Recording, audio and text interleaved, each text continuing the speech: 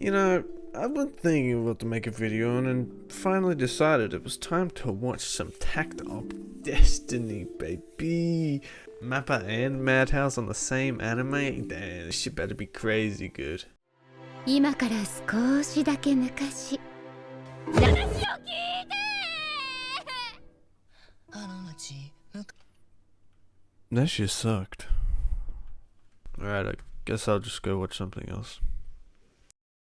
Alright, I want you to picture the perfect anime in your head right now, and some of the main things that it would include. I'll give you a second. Bet you I can list some of the things you thought of. An all-female cast, high school girls, fan service. But I can almost guarantee that you didn't think of horror. Yeah, well, that's cause horror anime is very... how do I put it? Arse. Sure, there are a few exceptions, but for the most part, I'm pretty right. Now think of those three things I said before. All-female cast, high school girls, and fan service. But just add the right amount of horror and you're left with Mieruko-Chan. Oh yeah, and add some what the show likes to call comedy. Mieruko-Chan on the surface just seems like a simple horror comedy anime where the main character Miko can see ghosts and depending on the circumstance can make the viewer bust out laughing or get absolutely spooked. And paired with the different characters like Miko's best friend with the big boobs, don't know her name even though I watched the whole anime, the short girl is similar to Miko in a particularly important way which I'll mention later. The show can be quite entertaining. And I also don't know the short girl's name. And being from Passione, I was goosing for this series to come out because from what I had heard about the manga, it sounded pretty good. And Passione, you know, they came out with Higurashi Go, which I enjoyed, and Sotsu. So episode 1 comes out and I watched that bad boy right away and I'm like, damn, this shit was good. Chuck a 9 out of 10 on that on Mal and wait patiently for the next episode. So next week rolls around and the episode comes out and then episode 3 and episode 4 and that once bad boy was now down to a 6 out of 10 in only 5 episodes. So what happened? Well, after a couple episodes, the normal everyday situation, ghost shows up and either blocks Miko's path or says something creepy. Then Miko has to pretend not to see it so she doesn't agitate it formula. Loses its funny and entertaining factors, and what was once an interesting and funny anime slowly starts to devolve into this husk of a show and was heading for the forgettable seasonal anime pile, where no one wants to go, I'll tell you that. But that's when suddenly the mangaka also realized this and decided it's time to drop the repetitive shit and shift gears from simple horror comedy to a mystery anime with lots of different side stories that you can follow along with that keep the viewers engaged for another reason that isn't Miko's absolutely dump truck of an ass or boob friend's large boobs. Now the show starts throwing all sorts of things to you. Weird ghost guys who grant Miko protection for only 3 occasions, friendly ghosts who talk to Miko including her dead relatives, an axe ghost which can like remove ghosts from humans by axing them in the head. That guy's pretty cool. And the teacher is like the king of ghosts, but he's also like Kage, except instead of murdering people, he doesn't. I mean, there's more that I didn't mention, but from those few examples, the show really starts to branch out and try new things, rather than, scary ghost, I better not alert it. And with that, Mieruko-Chan is back, baby, and I can happily keep on watching it without wanting to drop it.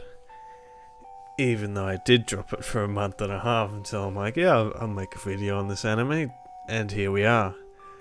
Anyway, maybe I'll focus on the characters a little. So the characters are okay, they don't really have a personality apart from the ones who can see ghosts because they're like, oh no, a ghost, and then that ghost just like gropes her friend. That's kinda cool.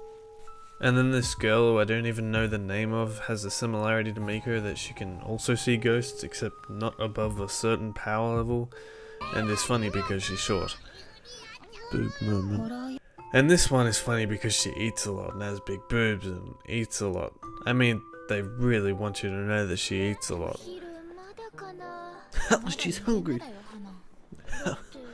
She's hungry again. Anyway, the characters are just kind of there. Sometimes they're alright, but for the most part, they're just lines on a screen. Maybe it's a good idea to focus on the main character bit. So Miko's a goth girl and she's one of those ghost seers that I was talking about before, and wants to not see them. I guess she has a fat ass too, and the anime really wants to make sure you know that multiple times. That's all I really have to say about Miko. Apart from that, it's just pretty boring. But to save the best for last, there are these little ghost guys who carry around coins and stuff. Those dudes are pretty cool, and they like grunt and stuff and hide under vending machines, so pretty much they have more personality than Miko. The ghost designs are sick and pretty spooky, but they never really used the creepy ghosts to their advantage to make a scene that I could consider peak horror. But for the most part, the ghosts are just meant to be creepy to Miko, and that's their whole purpose. Not to really scare the viewer at all. Which I find a bit weird, because in something that's horror, you'd want to scare the viewer, not just the characters. Because that's the whole point of horror. But back to the good. I don't think they ever reused a ghost for pretty much anything, and each one had a defining aspect. Apart from those little coin guys, because there are too many little coin guys and they wouldn't be as cool.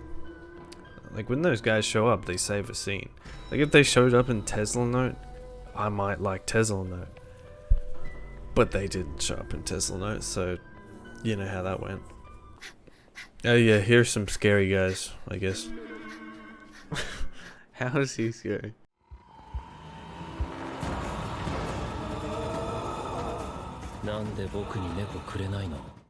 The soundtrack, simply put, slaps. The openings and endings are very good, but what I really want to mention is the background music.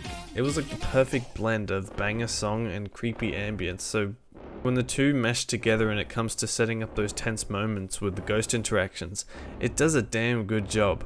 Even though a lot of the time nothing really happens that's scary, the ghost might say Mieru or something and then stare at Miko for a couple seconds, but guess I can just blame it on the anime only just getting started, because the show itself started really slow, and I get that this anime is a slice of life in the sense that barely anything happens in an episode to progress the story any further, but when it's over half the episodes in a single core series that just aren't that good, you really start to notice it.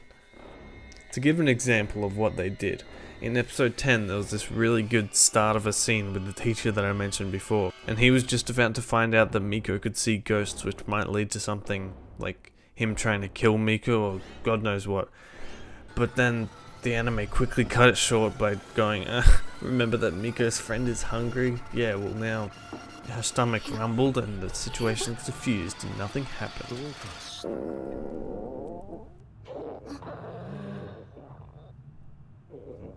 Come on, that was gonna be interesting and that would have actually been cool, but they're like, nah, get it, this girl's hungry all the time.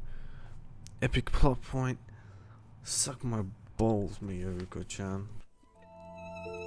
So the whole setup was for nothing, and that just really leaves a bad taste in the mouth, and this sort of thing is why I don't bother watching anime that follow a slice of life format.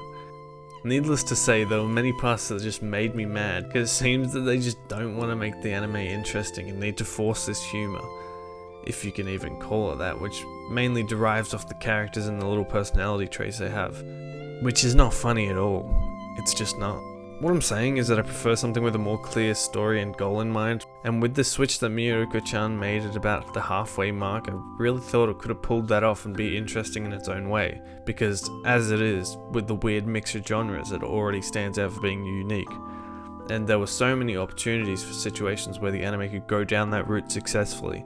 Like at one part there's an axe ghost, which uses his axe to remove ghosts from inside people, and Miko says that she could ask him for help, which would be sick, because we hadn't seen anything like that before. Miko had never actually talked to a ghost, but the show was just, they just forgot, so it didn't happen. Because what if he was like a chill ghost who could help Miko out? Like that's the sort of shit I want to see, not Miko's friend saying that she's hungry and her stomach rumbling, and then them going to go eat butt buns or whatever it's freaking called.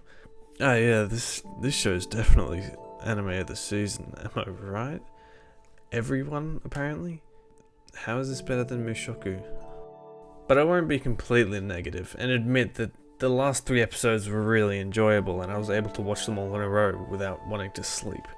All in all, it's a decent anime that you can put on after a heavy episode in another show or just as something to put on when you don't want to use your brain. Yeah, but it's a 10 out of 10 because of those little coin guys. If you want more based on Red Pill's opinions, then subscribe, and if you like the video, then dislike it. It's not like you're gonna see how many dislikes there are. Haha, get it? Trending news story. It's not. It would have been trending if I didn't delay this video for 7 years. Anyway, thanks for watching. Check out my other videos, and I'll see you when I see you. Nanashi out.